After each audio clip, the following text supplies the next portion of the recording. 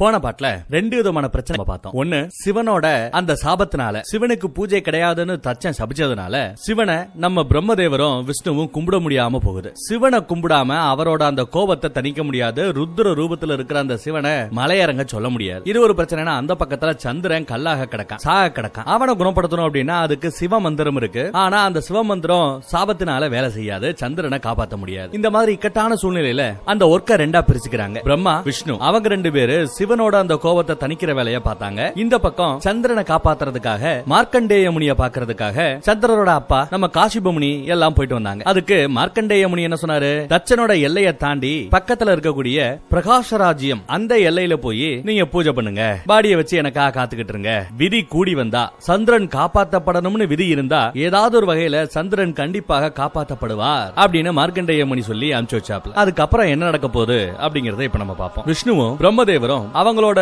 தெய்வ ரூபத்துல இருந்து மானிட ரூபத்துக்கு, அதுவும் அந்தனர் ரூபத்துக்கு மாறி சதிதேவிய மீட் பண்றாங்க. சதிக்கிட்ட உங்களை பார்க்கும்போது அந்தனர் பெண்ணு மாதிரி தெரியுது, நாங்களும் உங்க குலத்தை சேர்ந்தவங்க தான், அந்தனர்கள் தான், எங்களுக்கு ஒரு உதவி தேவை, நீங்க மறுக்காம செய்யணும் அப்படின்னு சொல்லி கேக்குறாங்க. அதுக்கு நம்ம சதிதேவி, என்னால பெருசா என்ன செஞ்சிட முடியும், தவிர எனக்கு முக்கியமான வேலை இருக்கு, எங்க அப்பா தேடுவாரு, வீரர்கள் கூட எங்க பக்கத்துல எனக்காக காத்துக்கிட்டு இருப்பாங்க, நான் போகணும்னு சொல்றாங்க. இல்ல ஒன்னும் பெருசா நேரமாகாது, உங்க உதவி தேவை, நீங்க கொஞ்சம் ஹெல்ப் பண்ணணும், செய்யணும் அப்படின்னு கேட்க, என்ன உதவி என்ன ஏதுன்னு நம்ம சதிதேவி விசாரிக்க, அதுக்கு நம்ம விஷ்ணு விளக்கம் சொல்ல ஆரம்பிக்கிறார். இது இருக்காரே இந்த பெருசு தாம் புள்ளைய ஒழுங்கா வளர்க்கல, ஒழுங்கா கண்காணிக்கவும் இல்ல, புள்ள வளர்ந்து நிக்கிறா. இப்போ புள்ளைய திருத்தணும், பாவத்துக்கு பிராயச்சித்தம் தேடணும், அதுக்கு பரிகாரம் பண்ணணும். அந்த பரிகாரத்துக்கு உங்களோட உதவி இல்லாம எங்களால எதுவும் செய்ய முடியாது தேவி அப்படின்னு கேட்கிறாரு. எங்களுக்கு ஹெல்ப் பண்ணுவீங்களா அப்படின்னு கேட்க, சதியும் சரி என்ன பண்ணணும் அப்படின்னு கேக்குறாங்க. அந்த பக்கம் பார்த்தா சதியோட ரூபத்துல போயிருக்கிற நம்ம லட்சுமி தேவி மண்ணை கொண்டு வந்து கொடுக்குறாங்க. அக்காமார்கள் எல்லாம் பாக்குறாங்க, பழகுறாங்க, பட் அவங்களுக்கு வித்தியாசம் தெரியல. காவலர்களும் சதி நினைச்சுட்டு லட்சுமி தேவியை கொண்டு வந்து அவரோட ரூமுக்குள்ள அடைச்சிட்டு, உங்களை ரூமுக்குள்ள அடைத்து விட்டு வெளியே நின்று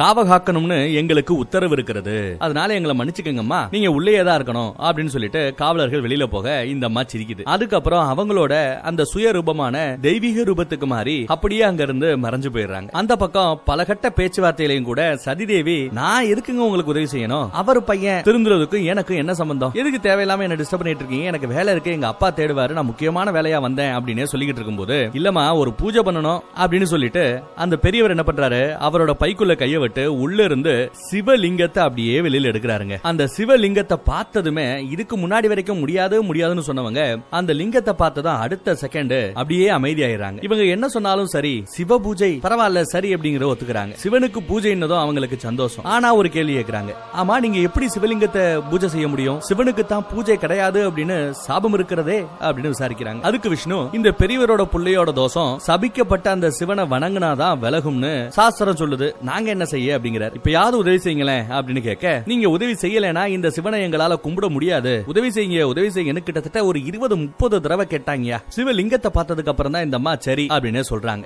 அதுக்குள்ள அந்த பக்கம் அப்பா புள்ளைய தேடி ரூமுக்குள்ள போய் பாக்குறாரு. கூப்பிட்டு பாக்குறாரு, சரி அங்க இல்ல, எங்கடா சதிய காணமே அப்படின்னு சொல்லிட்டு சத்தம் போடுறாங்க. மன்னரோட சத்தத்தை கேட்டுட்டு அங்க இருக்கிற எல்லா பேரும் அடிச்சு புடிச்சு ஓடி வந்து ரூம் முழுக்க செக் பண்ணி பாக்குறாங்க. செக் பண்ணி பார்த்தா சதிதேவி அங்க இல்ல. அந்த அறிவுகட்ட முட்டா பசங்க எங்கடா வெளியில இருக்காங்க, இவங்களை கூப்பிடுங்கன்னு சொல்லிட்டு காவலர்களை கூப்பிட்டு என்ன ஏதுன்னு திட்டினா அவங்க எதிர்த்து ஒரு வார்த்தை பேசல, அப்படியே கம்முன்னு இருக்காங்க. அதே சமயம் பார்த்தா அங்க படுக்கையில தாமரை மலர்கள் இருக்கும். இந்த மலர்கள் இங்க எப்படி வந்தது, யார் வச்சா அப்படி இப்படின்னு சத்தம் போறாரு. காவலர்களை செம திட்டி போய் தேடி கண்டுபிடிச்சு இழுத்துட்டு வாங்க என் பொண்ணு அப்படின்னு சத்தம் போறாரு. அந்த பக்கம் ஒரு வழியா சதிதேவியை சம்மதிக்க வச்சு அவங்கள உட்கார வச்சு அவங்க கையில சிவலிங்கத்தை கொடுத்து சிவலிங்கத்தை பூஜை பண்ற மாதிரி இவங்க சதிதேவியை பூஜை பண்றாங்க. ஆனா இது நம்ம சதிக்கு தெரியாது. அவங்க என்ன நினைச்சுக்கிட்டு இருக்காங்க, சிவலிங்கத்தை கையில வச்சுக்கிட்டு உட்கார சொல்றாங்க, நம்ம உட்கார்ந்துகிட்டு இருக்கோம் அப்படின்னு தான் நினைக்கிறாங்க. ஆனா உண்மையிலேயே இங்க 2 தெய்வங்கள் எதுக்கே இருக்கக்கூடிய நம்ம சதிதேவியை பூஜை பண்ணிக்கிட்டு இருக்காங்க. சிவனோட அந்த இன்னொரு பாதியை பூஜை பண்றாங்க. சாபம் கிடைக்கப்பெறாத அந்த ஒரு பாதி நம்ம சதிதானே, அவங்கள வணங்குறாங்க. சதிய கும்பிட அதுவும் எப்பேற்பட்ட தெய்வங்கள் அந்த 2 பேரு,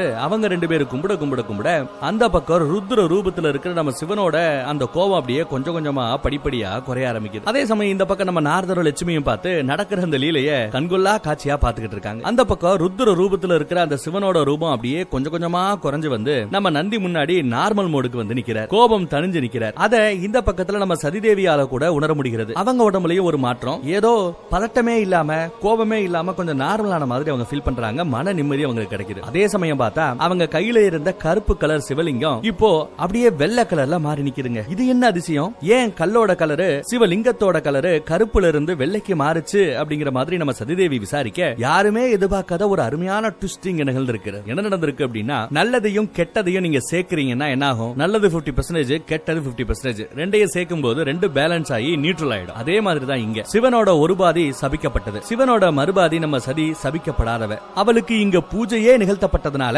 அதுவும் இதுவும் பேலன்ஸ் ஆகி அந்த சாபம் நியூட்ரல் ஆகி சிவனின் மீது இருந்த அந்த சாபம் இப்போ விலகிடுச்சு. அதை உணர்த்துற வகையில தான் இப்ப சிவலிங்கத்தோட கலரு கருப்பு கலர்ல இருந்து வெள்ளையா மாறி இருக்கு. இத பத்தி இந்த எபிசோட்ல யாருமே விளக்கம் சொல்லல. ஆனா நம்மளால இத ஈஸியா புரிஞ்சுக்க முடியுது. சதியும் பாக்குறாங்க வெள்ளையாயிடுச்சு. என்ன வெள்ளையாயிடுச்சுன்னு கேட்டுட்டு நிமிந்து பார்த்தா அங்க எதுக்க உட்கார்ந்துகிட்டு இருந்த அந்த ரெண்டு பேரையும் காணும். சரி, ஏதோ ஒண்ணு நடந்திருக்கு, அது என்னன்னு புரியலன்னு சொல்லிட்டு கையில இருக்கிற அந்த வெள்ளை கலர் சிவலிங்கத்தை எடுத்துக்கிட்டு இவங்க அப்படியே அரண்மனையை நோக்கி போக ஆரம்பிச்சிட்டாங்க. அப்படி போய்கிட்டு இருக்கும்போது எதுக்க நம்ம நாரதர் வராரு. ஆதிபராசக்தி ஆதிபராசக்தி அடியனின் வணக்கங்கள் அப்படின்னு சொல்லி வணக்கத்தை போட அவங்க விசாரிக்கிறாங்க, வந்தது யாரு, என்ன, எதுக்காக இந்த கருப்பு கலர் சிவலிங்கம் வெள்ளை கலர் ஆச்சு அப்படின்னு விசாரிக்க அதுக்கப்புறம் தான் நம்ம நாரதர் சொல்ல ஆரம்பிக்கிறாரு, தேவி உங்க முன்னாடி உட்கார்ந்துகிட்டு இருந்தது வேற யாரும் இல்ல, சாட்சா உங்க அப்பா தெய்வமா கும்பிட்டுக்கிட்டு இருக்கிற அந்த விஷ்ணுவும் பிரம்மதேவரும் தான். பிரம்மதேவர் யாரு? இந்த பொண்ணோட தாத்தா. முப்பெரும் கடவுள ரெண்டு பெரிய கடவுள்கள் வந்து உங்க முன்னாடி நின்னு உங்களை பூஜை செஞ்சாங்க அப்படின்னு சொல்லும் போது எது என்ன பூஜை பண்ணாங்களா? இல்லையே, சிவலிங்கத்தை தானே பூஜை பண்ணாங்கிற மாதிரி இவங்க சொல்ல, இல்ல சிவனுக்கு சாபம் இருந்ததுனால சிவனை கும்பிட முடியாது. அந்த பக்கம் சிவன் பயங்கர கோவப்பட்டு உங்க அப்பாவை கொல்ற ரேஞ்சுக்கு போய் ருத்ர ரூபத்துல போய் நிக்கிறாரு.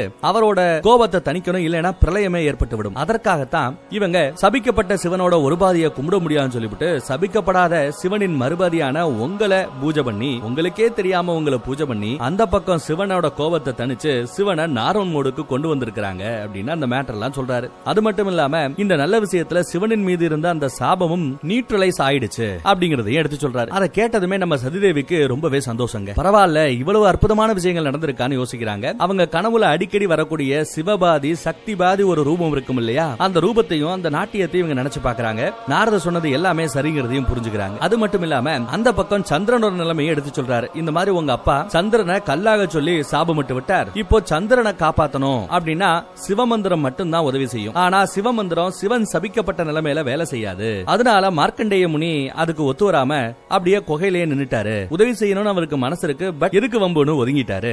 இப்போ உங்களோட புண்ணியத்தினால சிவனின் மீது இருந்த அந்த சாபம் இப்போ சரியா போச்சு. இனி சிவமந்திரம் வேலை செய்யும். நீங்க சந்திரனை காப்பாத்துறதா இருந்தா உடனே மார்க்கண்டேய முனிய போய் பாருங்க. அவர் மனசு வச்சா சிவ மந்திரத்தை சொல்லி சிவனை வர சொல்லி இந்த சாபத்தை போக்குறதுக்கு வாய்ப்பு இருக்கு.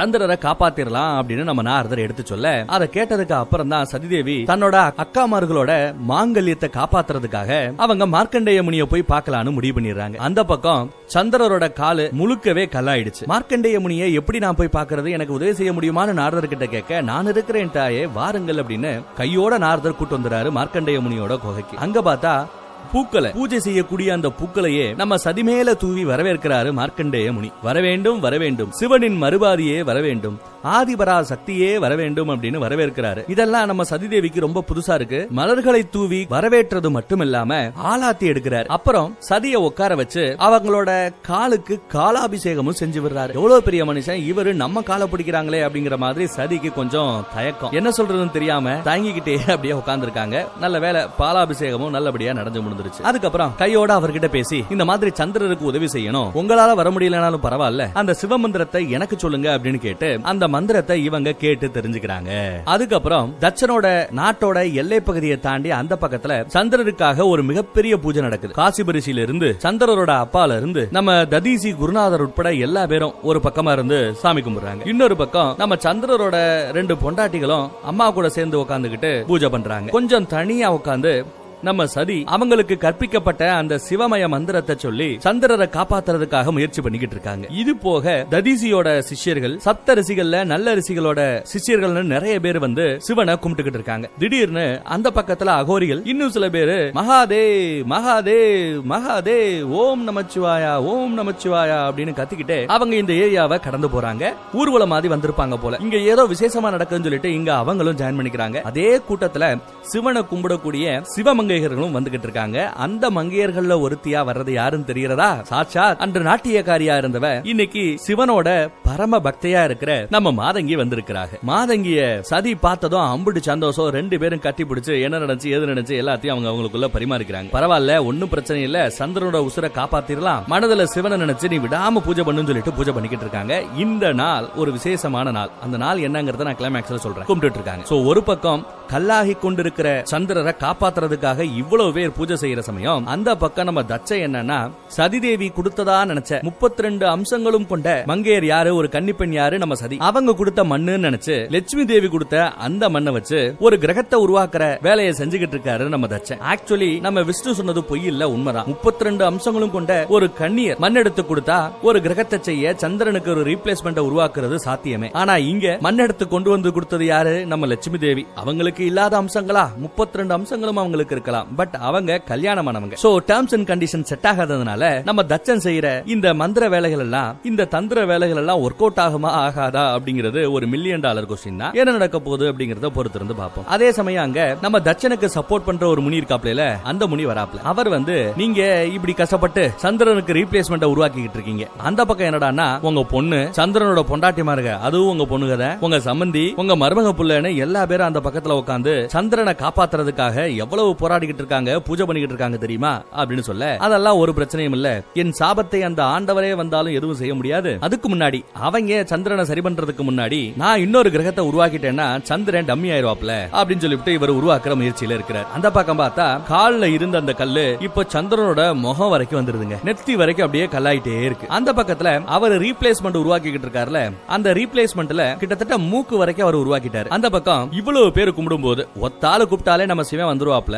இவ்வளவு பேர் கூப்பிடும் போது சிவன் வராமலையா? அதுவும் சிவமய மந்திரத்தை சொல்லி கூப்பிடும் போது வராமலையா? வந்து விட்டார் நமது சிவன். எப்பவும் போல ஒரு புகைக்கு மத்தியில நம்ம சிவன் தோன்றுகிறார். பார்த்ததும் எல்லா பேரும் ஒரு வணக்கத்தை வைக்கிறாங்க. சிவன் வந்ததும் தன்னோட கைகளை உயர்த்தி சிவ மந்திரத்திற்கு மதிப்பு கொடுத்து தன்னோட சக்தியை பயன்படுத்தி கல்லாக கடந்த நம்ம சந்திரனை, அவனோட தலை மூளை வரைக்கும் கல்லா இருந்தா இந்நேரம் அவனை காப்பாத்திருக்க முடியாது. நல்லவேளை அதுக்குள்ள நம்ம சிவன் சந்திரரை காப்பாத்தி விடுகிறார். அசைவே இல்லாத சந்திரனோட கண்கள் இப்ப அசையுது. அடுத்து உடல் அசையுது. எந்திரிச்சதும் சிவனை பார்த்ததும் சிவனோட கால்ல விழுந்து வணங்குறார். அதே சமயம் அந்த பக்கம் சந்திரர் முழுமையடைஞ்சதுனால சந்திரருக்கு ரீப்ளேஸ்மெண்டா உருவாக்கிட்டு இருந்தாப்ல இல்ல, அது சிலையாகி அப்படியே போத்துன்னு கீழே விழுந்துருது. ரீப்ளேஸ்மெண்ட் வேலை செய்யல. இந்த பக்கம் தச்சனும் புரிஞ்சுக்கிறான், அந்த பக்கம் சந்திரர் முழுமையடைந்து விட்டார், சந்திரர் குணமடைந்து விட்டார் அப்படின்னு பார்த்து பயங்கர கோபம் வருது. இருந்தாலும் என் சாபத்தை அவ்வளவு ஈஸியா யாராலையும் சரி பண்ணிட முடியாது, தச்சனின் சாபம் நிலைத்து நிற்கும் அப்படின்னு சொல்றாப்ல. அந்த பக்கம் நம்ம சிவன் சந்திரனை பார்த்து கொஞ்சம் அவசரப்படாத தம்பி, தச்சனோட அந்த சாபத்துல இருந்து நீ கம்ப்ளீட்டா முழுமையா குணமடையல, அப்படி குணப்படுத்தவும் முடியாது. நீ என்ன அவ்வளவு சாதாரண தப்பா பண்ண? எவ்வளவு பெரிய தப்பு பண்ணி இருக்கிற? 2 பொண்டாட்டிய கட்டிப்பியா, அதுல ஒரு பொண்டாட்டிய பொண்டாட்டியாவே நீ நடத்த மாட்டியா? இப்படி இருக்கிறவன் என்ன நடந்திருந்தாலும் அந்த பொண்ணை நீ கல்யாணம் பண்ணிருக்க கூடாதா இல்லையா? அதையும் தாண்டி ஏன் கல்யாணம் பண்ணனு சிவனே சத்தம் போடுற. சொல்ல போனா அந்த தச்சன் தான் மருமகன்னு கூட பார்க்காம உன்னை தண்டிச்சிருக்கிற. சொந்தக்காரன் அப்படின்னு சொல்லிட்டு உன்னை பாவம் பார்த்து விடல, தண்டிச்சிருக்கிற. என்ன தண்டிக்கும் போது தான் மருமகனை மட்டும் தண்டிக்காம நவ கிரகத்துல இருக்கிற சந்திரனையும் தண்டிக்கிறோங்கிற அந்த புத்தி மட்டும் அவர்கிட்ட இல்லாம போயிடுச்சு. எது எப்படியோ அந்த சாபத்துல இருந்து நீ முழுமையா குணமடைய வாய்ப்பு இல்ல, ஏதோ நான் முடிஞ்ச அளவு கண்ட்ரோல் பண்ணி வச்சிருக்கேன் அப்படின்னு நம்ம சிவன் சொல்றாரு. இருந்தாலும் மறுபடியும் எல்லாரும் கால்ல விழுந்து சந்திரனை காப்பாத்துங்க காப்பாத்துங்க, அவன் தப்ப உணர்ந்துகிட்டா இனிமே 2 மனைவிமாரையும் நல்லபடியா அவர் பாத்துப்பார் அப்படின்னு சொல்றாங்க. பாதிக்கப்பட்டவங்க கூட ஆமா சந்திரனை காப்பாத்துங்க, என் புருஷனை காப்பாத்துங்கன்னு கேட்க சிவன் யோசிக்கிறார், என்ன செய்யலாம்னு யோசிக்கிறார். அன்னைக்கு ரிஷி மார்க்கண்டேய முனிக்கு நீங்க அமரத்துவம் கொடுத்தீங்க, அப்படி இருக்க சந்திரருக்கு ஏதாவது நீங்க செய்யலாமே அப்படின்னு எல்லா பேரும் கெஞ்சுறாங்க. உடனே நம்ம சிவனும் இதுக்கு ஒரு விமோச்சனம் இருக்கு, எனக்கு ஒரு ஐடியா இருக்கு, அதை வேணா செய்யலாம்னு நம்ம சிவனே சொல்றாரு. பிரபஞ்ச அதிபதி தச்சனோட சாபத்தை முழுமையா குணப்படுத்த முடியாது, இருந்தாலும் அந்த சாபத்தோட தன்மையை ஓரளவு என்னால கட்டுப்படுத்த முடியும், கட்டுப்படுத்துகிறேன் அப்படின்னு நம்ம சிவனே சொல்லிடுற. இந்த நாள் சந்திரனை நம்ம சிவன் காப்பாத்தின நாள். நிறைய பேரு ஏதோ பூஜைக்காக ஒண்ணு சேர்ந்துட்டோம். இன்னும் நிறைய பேர் உங்களை பூஜிக்கணும்னு ஆசைப்படுறாங்க. நீங்க கொஞ்சம் இன்னைக்கு ராத்திரி இங்கேயே இருந்து எங்களோட பூஜையை ஏத்து எங்களை ரட்சிக்கணும் சாமி அப்படின்னு வேண்டிக்க சிவனும் சரின்னு ஒத்துக்கிறார். அதற்கான ஏற்பாடுகளை சந்திரன் தலைமையில நீங்களே பண்ணுங்க அப்படின்னு சொல்லிட சந்திரன் தலைமையில சிவனை சிறப்பிக்க இன்று ராத்திரி முழுக்க ஏதோ ஒரு பூஜை நடக்க போகுதான். சிவனும் அந்த பூஜையில கலந்துக்கிறாரு. வணக்கத்தை போட்டு ஆட்டம் பாட்டம் கொண்டாட்டம் பாட்டென்ன டான்ஸ் என்ன கூத்தென்ன கும்மாளம் என்ன எல்லா பேரும் சந்தோஷமா இருக்கணும், அவ்வளவுதான் கான்செப்ட். அந்த நாள் முழுக்க எல்லா பேரும் சந்தோஷமா இருக்காங்க, சிவனையும் சந்தோஷப்படுத்துறாங்க. அதுல நம்ம சிவனோட மனம் குளிர்ந்து அவங்க அவங்களோட அபிஷேகத்தை ஏத்துக்கிறார், அவங்களோட அர்ச்சனையை ஏத்துக்கிறார், அவங்களோட பூஜை மலர்களை ஏத்துக்கிறார். நம்ம சந்திரன் பொண்டாட்டிமார்களோட வந்து வணக்கம் வச்சு அவரும் நன்றி சொல்றார். நம்ம சிவனும் எல்லாத்தையும் ஏத்துக்கிட்டு அப்படியே எந்திரிச்சு நின்று வானத்தை பார்க்க தட்சனோட சாபத்தோட தன்மையை குறைக்கிறதுக்காக அவர் சில சித்து விளையாட்டுகளை செய்கிறார். அதே சமயம் அங்க நம்ம விஷ்ணு வந்துடுறாரு, பிரம்மதேவர் வந்துடுறாரு. அவங்களும் சிவனை வணங்கி சந்திரரை காப்பாத்துறதுக்காக ஏதாவது செய்யுங்கிற மாதிரி கேட்க இன்னும் சிவன் அவரோட சித்து விளையாட்டுகளை செய்து சந்திரனோட சாபத்தோட ஒரு பகுதியை அவர் ஏத்துக்கிறார். அப்படியே அது சிவனை நோக்கி வருது. சிவனோட தலையில சந்திரனுக்கான அந்த சாபத்தின் தன்மைகள் போய் அப்படியே அரைநிலா வடிவுல போய் சிவனுக்கு கிட்டத்தட்ட அது ஒரு கிரீடம் மாதிரி போய் உட்காந்துக்குது. யாராவது நோட் பண்ணீங்களான்னு தெரியல, பொதுவா சிவனோட தலையில இந்த மாதிரி அரைவட்ட வடிவுல சந்திரன் இருக்கும். ஆனா எபிசோடோட ஸ்டார்டிங்ல இருந்து இந்த சீன் வரைக்கும் அது இல்லாம இருந்தது. யாராவது நோட் பண்ணி கமெண்ட்ல சொன்னீங்களான்னு எனக்கு தெரியல. ஆனா நோட் பண்ணாதவங்க இப்ப நோட் பண்ணிக்கங்க. இப்படித்தான் சிவனோட தலைக்கு சந்திரர் அரை நிலா வடிவுல வந்து உட்கார்ந்தார். இப்ப அதற்கான காரணங்கள் எல்லாம் உங்களுக்கு தெரிஞ்சிருக்கும். சோ சாபத்தின் தன்மையை அவர் கொஞ்சம் ஏத்துக்கிட்டதுனால சந்திரருக்கு இப்போ பாதி சாபம் பாதி சிவனோட ஆசீர்வாதமும் இருக்கு. அதனால என்ன ஆயிடுதுன்னா முழுமையாக கல்லாக கடவாய் அப்படின்னு நம்ம தட்சன் சபிச்சான் இல்லையா, அதுதாங்க இந்த அமாவாசை. மாசம் 30 நாள்னா 15 நாள் நம்ம சந்திரன் அப்படியே தேய்வாரு, கல்லு மாதிரி அப்படியே தேஞ்சுக்கிட்டே போவாரு. அதத்தான் நம்ம அமாவாசைங்கிறோம். அதே சமயம் நம்ம சிவனோட ஆசீர்வாதத்தினால அப்படியே தேஞ்சுக்கிட்டே போனவரு அப்படியே முழுசா செத்து போயிடாம மறுபடியும் சிவனோட ஆசீர்வாதத்தினால கொஞ்சம் கொஞ்சமா பிரகாசம் அடைஞ்சு அப்படியே நிலா முழுமை அடையும், பௌர்ணமி நாள் மாதிரி போய் முடியும். சோ இப்படி மாசம் 15 நாள் சாபத்தால தேய்றதும் மீதி 15 நாள் சிவ ஆசீர்வாதத்தினால மறுபடியும் வளர்றதுமா நம்ம சந்திரன் சாகாம அப்படியே நீற்றலாவே வாழ்ந்துகிட்டு இருக்கார். இதுதாங்க அமாவாசை, பௌர்ணமி, வளர்பிற, தேய்பிற இதற்கான பேக் ஸ்டோரி. தெரியாதவங்க தெரிஞ்சுக்கங்க. இப்பேற்பட்ட ஒரு விளக்கம் இருக்குன்னு தெரிஞ்சுக்கிட்டவங்க கொஞ்சம் மத்தவங்களுக்கும் இந்த வீடியோவை ஷேர் பண்ணி விடுங்க. அப்புறம் இந்த நாள் ரொம்ப விசேஷமான நாள்னு சொன்னார்ல நம்ம சிவன், எனக்காக நீங்க இவ்வளவு கிட்டத்தட்ட காலையில விடிகிற சமயம் அவ்வளவு நேரமும் எல்லா பேரும் எனக்காக பூஜை பண்ணிட்டு இருந்தீங்களே, இந்த நாளை சிறப்பு நாளா தான் அறிவிக்கிறதா சொல்றார். இந்த நாளை தான் சிவராத்திரி அப்படின்னு எல்லா பேரும் கொண்டாடணும்னு சொல்றார். இந்த சிவராத்திரி அன்னைக்கு ஃபுல்லா முழிச்சிருந்து எனக்காக என்னை நோக்கி நீங்க என்ன கேட்டாலும் கிடைக்குங்கிறார். சிவராத்திரி அன்னைக்கு சிவனை நினைச்சு அன்னைக்கு நாள் முழுக்க தூங்காம என்ன நீங்க வேண்டிக்கிட்டாலும் வேண்டியது கிடைக்கும், கிட்டும், கிட்டுவதற்கான வாய்ப்புகள் அதிகம்னு நம்ம சிவனே சொல்றார். இப்படி தாங்க சிவராத்திரியும் உருவாகுது. மீதி கதைய நெக்ஸ்ட் எபிசோட்ல பாப்போம்.